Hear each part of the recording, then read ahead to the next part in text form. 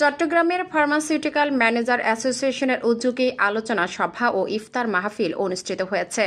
শুক্রবার চট্টগ্রামের বায়োজিৎ এলাকায় একটি স্থানীয় রেস্টুরেন্টে এ ইফতার ও দোয়া মাহফিলের আয়োজন করা হয়। অনুষ্ঠানে সভাপতিত্ব করেন সংগঠনের সভাপতি মোহাম্মদ ইমরান হোসেন তালুকদার। সঞ্চালনা করেন উত্তরের সভাপতি ইলিয়াস মিয়া। অনুষ্ঠানে প্রধান বক্তা ছিলেন চট্টগ্রাম বিভাগীয় উপদেষ্টা মোহাম্মদ আমিরুল ইসলাম। বিশেষ বক্তা হিসেবে বক্তব্য দেন বিভাগীয় সাংগঠনিক সম্পাদক শহীদুল ইসলাম শহীদ।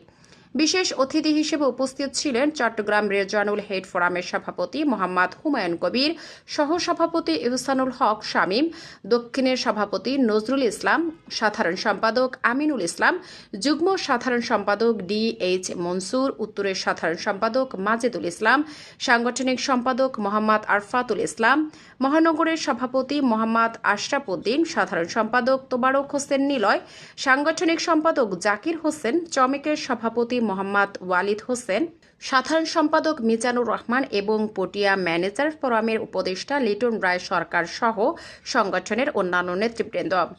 আলোচনা সভা শেষে দোয়া মাহফিলে দেশ ও মুসলিম উম্মাহর শান্তি, সমৃদ্ধি ও কল্যাণ কামনা করে বিশেষ মোনাজাত করা হয়।